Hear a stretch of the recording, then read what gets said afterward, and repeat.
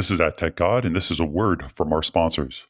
RainBarrel is a cookieless, consented audience graph that helps advertisers interact with their best fit customers. Digital advertising shouldn't be a black box, which is why RainBarrel was created by media buyers for media buyers.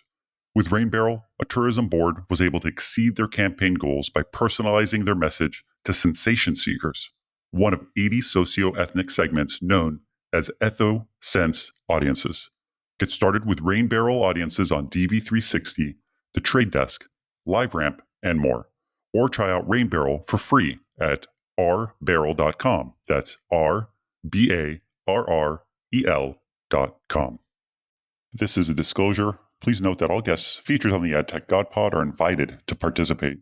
They do not pay in any form to appear on the show. However, guests may be sponsors of the AdTechGod community, the AdTech forum, or other product offerings. Welcome to the AdTechGod pod, your window into the world of advertising technology and the people behind it. I'm your host, AdTechGod. Welcome back to another episode of the AdTechGod pod, the podcast where we meet the female leaders behind our industry. I'm thrilled to have this guest on the show today. Melanie Eckl is currently the general manager at Attributy.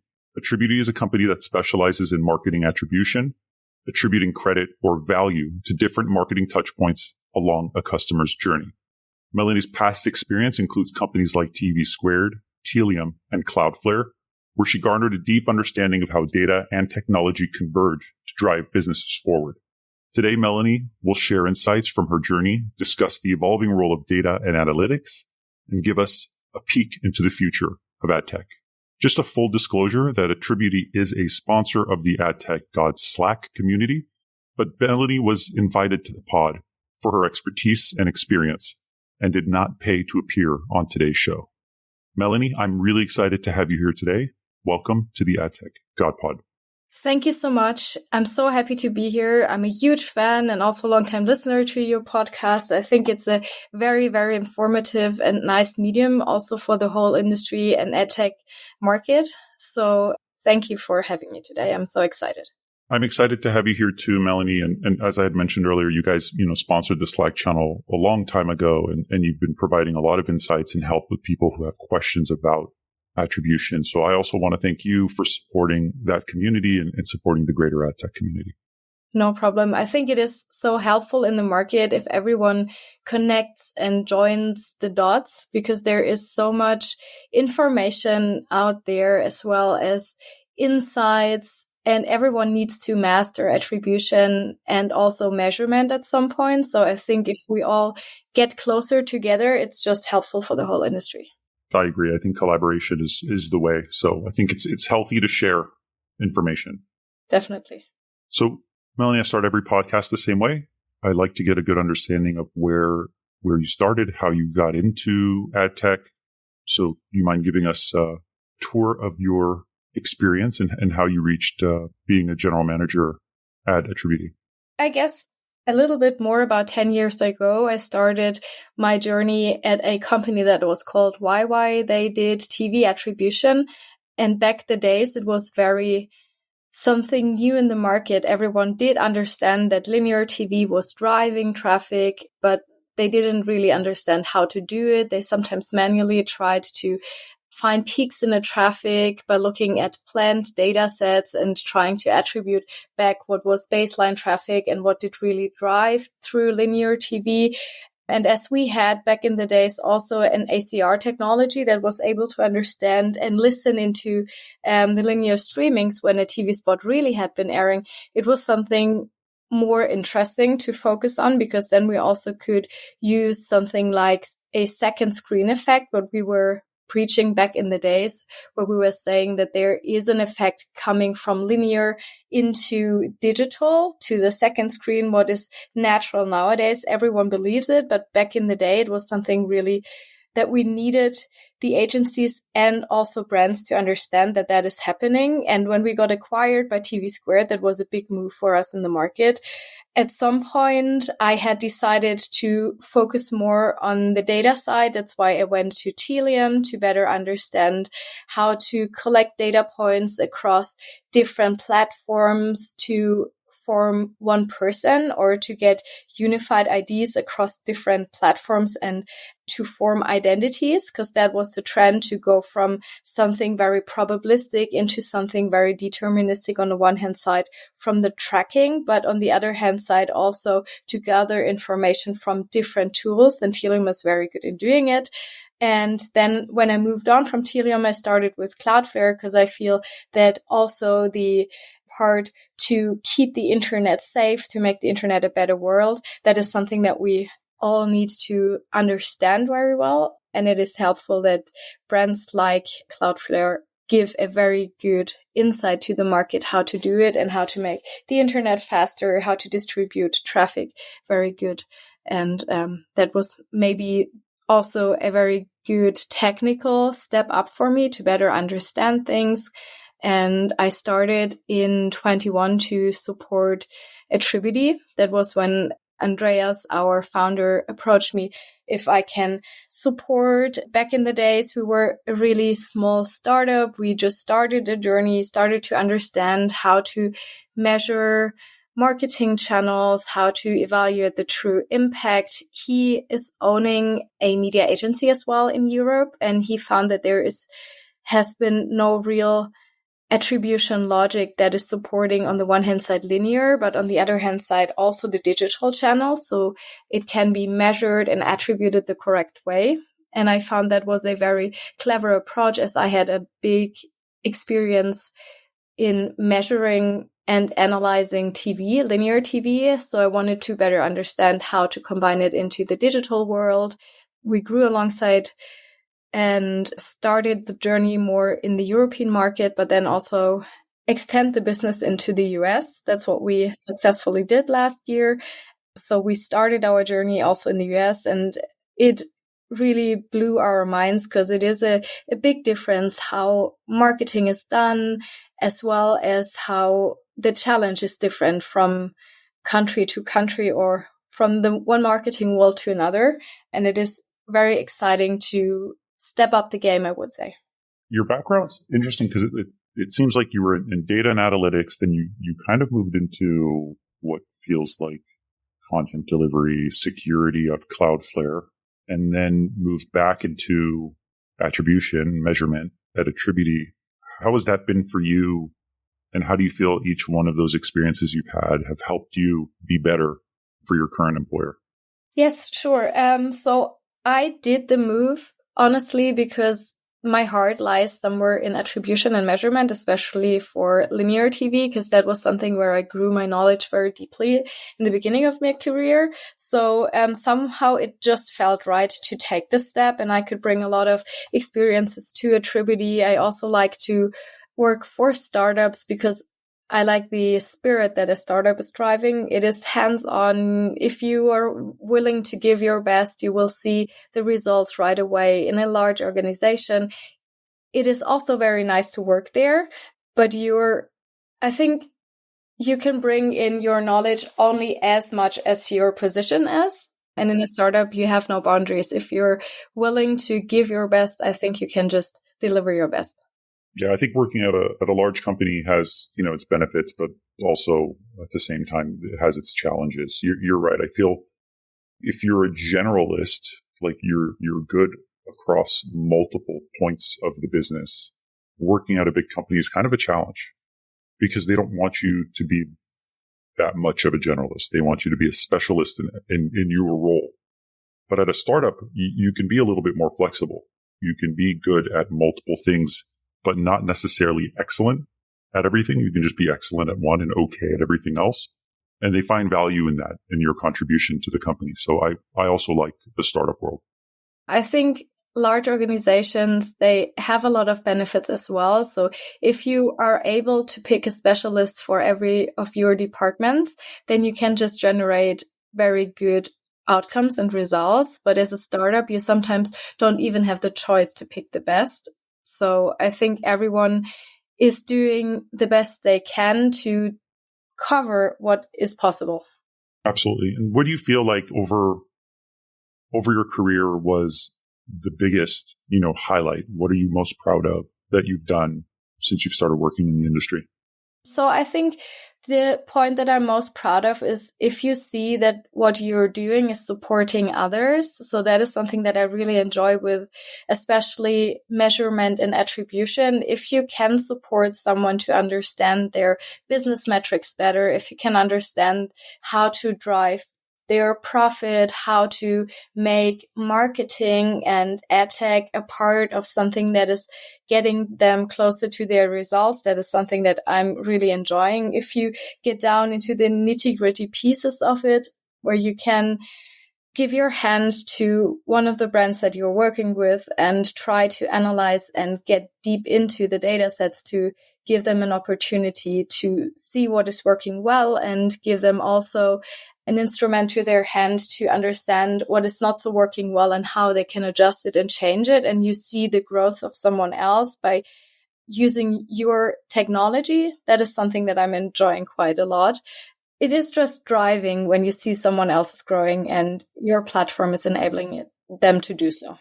Yeah, it's a sense of accomplishment, right? You wanted to deliver value to your client and the client saw that value and you're like, wow, they like it and I was able to do my job well. So that's always nice. What do you think in our industry as we continue to, I guess, see some signal loss across the board? What do you think are some of the biggest challenges we may face in the coming few months as it relates to, measurement and attribution?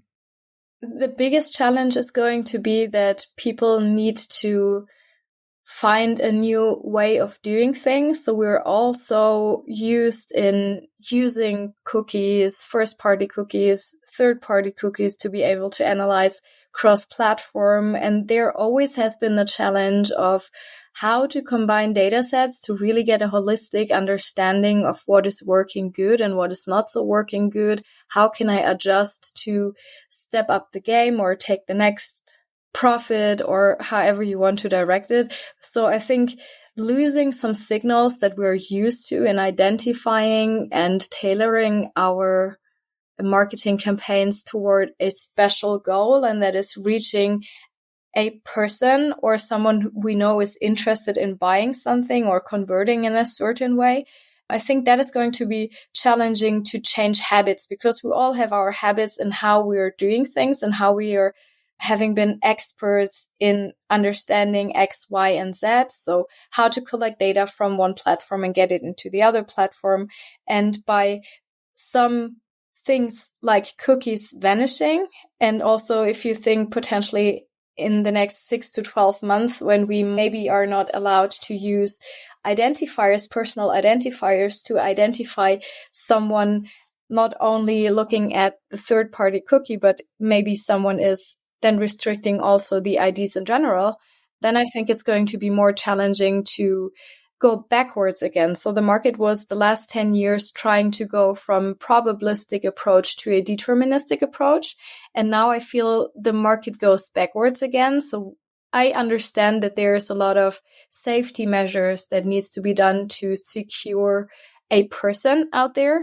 So we all need to maybe combine historical knowledge on how things have been done in the past and understand what we maybe not be thinking about, which idealized solution are there in the market that we can use, and what is the best approach to get where we need to go. And that is to keep the knowledge that we're having nowadays and how to do things. So keeping the habits alive, but just going another direction and making up the mind as well for new solutions in the market.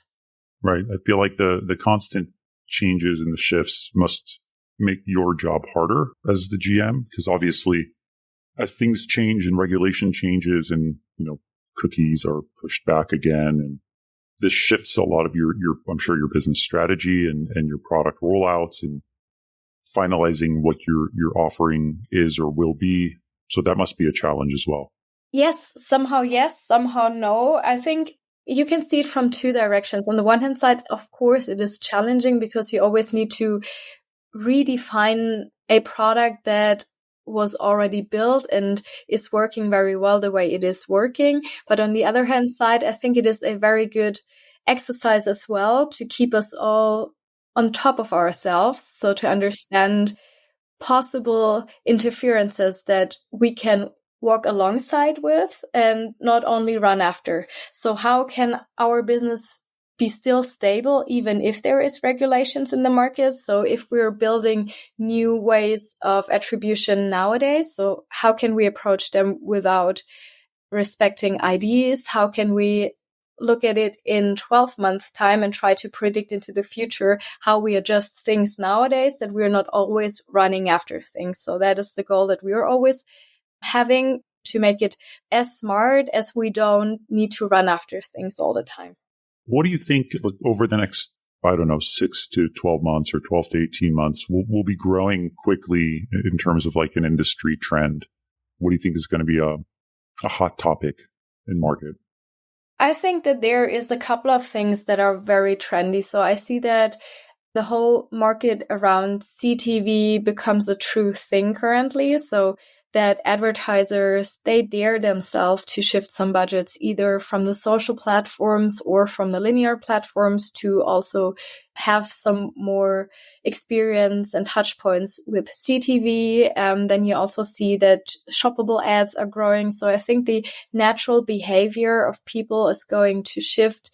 The more and more brands and also agencies are using these more newer metrics or new marketing opportunities that we're having in the market, and also AI being part of it. So it is making our lives easier, but also from a consumer perspective, it is harder to understand what is real and what was generated by AI. So I think the combination of newer marketing channels evolving in an overall marketing mix, combined with the way of how everyone, like marketeers and agencies, are enabling these products, that's going to be a high trend, in my opinion. It's funny you said that about, shoppable ads being a growing market, connected TV and AI. I recently had Miles Fisher from Roku on the podcast, and that seems to be a heavy focus for them over there. How do we integrate with Shopify? I think they just partnered with the Trade Desk as well to pass more signals. Last year, I think they did something with Freewheel in terms of being able to pass along more data points. I'm with you. I think the shoppable aspect is there with streaming television. And I think that AI is going to play a massive role. But when do you think AI in particular will be this like industry game changing thing? Think we're there, or do you think we need more time? So if you look how it was evolving when everyone was starting to adapt AI, so when I talk about AI, I'm talking about generative AI, not machine learning, deep learning predictions. That has been in the market quite for a long time, but no one was as hyped about it as generative AI. So Gen AI, I think that is something that was starting to have a big wave last year. And I think it is at everyone's table today. So everyone somehow uses or tries to use generative AI to either make their daily life easier or to combine it with their work experience, or tries to include it into making their lives or works easier. So I think the adaptation is definitely given, but I don't think that we're at the point where we use it nowadays, that it is a game changer for everything that we're doing. And I think that the market still needs 6 to 12 to maybe 18 months to have a huge shift into giving work to generative AI or platforms that use generative AI, and find new ways how to substitute time that is free now for everyone, and how we need to maintain, handle, and also maybe compare these platforms. If we want to use AI platforms, because you need to understand if that platform is secure, if that platform delivers what I need, are all the features inside what I'm expecting, or is it going to be something else? I think everyone is trying to test the market and put their feet into the water to see if that what they are doing is successful and or not. But I think for everyone to be an expert in that field, to really have an impact in the market, it still takes some time. Yeah. I feel like everybody's working on it. I think there's a lot of knowledge sharing that's happening in market too. Some are a little bit more open than others, but for the most part, I don't see it changing much today. I think it's a very good press release. I think it's a very good investment of time and money for companies to do this. But I also agree. I think we may have maybe even more than a year for us to be at this extremely satisfied level of, generative AI integration into our platforms or our solutions. But they're definitely working on it. And there's a lot of money being invested into generative AI in our industry. Yes, I agree. And also, I think you need to be very technical to really understand how it works and to be able to prompt very effectively. So generative AI usually goes around prompting to get the result and outcome that you need and understand which tools you need to use for it. And I think there's room for the tools to evolve to get better, and also for everyone to get as technical and get the technical understanding that you need to use AI in the way that is really helpful for yourself or your business or whatever it is driving you. Melanie, you have incredible knowledge in obviously data and analytics. So the amount of conversation and information today was incredible. So sitting where you are today as a female leader in the industry, as a general manager at a company, having great background and experience in data and analytics and attribution, what advice could you give to, younger men and women in the industry who are starting out in this industry and who are looking for guidance and advice? So I think that if someone is starting out in the industry, it might be overwhelming for a lot of people to understand what is the right path. What do I want to focus on? Is it really the right thing? They might want to try different niches, or maybe are afraid to dive into a niche or drive into a niche to become an expert in a certain field or direction. So I think if you're starting out your career nowadays, it is very good to have a broad knowledge, but also to understand what you truly believe and what you truly like to do. So it is always easier to dive into something that you like. And also don't be shy about technology in general and trying to build technical knowledge and understanding, but also to combine it with a sense of business understanding. These two aspects, I think, are getting people very successful in the market. And what I see is missing with a lot of people is consistency. So consistency mostly gets you successful, even if you're not an expert or even if you haven't found your ideal position or company or niche yet. I think if you're consistent and if you're always driving and striving for the best, then you will get at some point where you want to be. A lot of the leaders and guests that I've had on the podcast, everyone from, Terry Kawaja to Aditi to Corey Greenberg or Matt Barash, it's funny. They all almost say the same thing. They say, you need to understand how it all works. You need to understand how the ecosystem works, but business acumen and discipline and your network is the greatest combination for you to be successful in your role and in your career. And I think you touched on the point of, understand how business works, but also have a good understanding of the technology behind it. And I think it's obvious today by speaking to you, you have both those. Thank you. Yes. So I also think that maybe it is good to start having a huge network, but also really touching base with people. Because I feel with the platforms out there like LinkedIn, you're connected to so many people, but you not always talk to a lot of these people or even know that you know these people. So if you really build your strong network around yourself and know who to tackle when you need someone to give a referral to another person or need someone to get you a favor, wherever that happens in life, I think that's something good to also do to really connect to people. I agree. Well, Melanie, that brings us to the end of this episode. I really wanted to thank you and Attributy for having you on the podcast, and thank you for your trust and thank you for being here today. Thanks as well for having me today. It was a pleasure. Thanks for tuning in to another episode of the AdTechGod Pod, a podcast for the people, about the people that make AdTech great. Stay connected with me for more insights, trends, and interviews in the realm of AdTech. Don't miss out on our latest updates, so follow me on X, Instagram, and connect with me on LinkedIn. Don't forget, ATG Slack community has insights, networking opportunities, and jobs. Keep the conversation going and stay at the forefront. of AdTech innovation.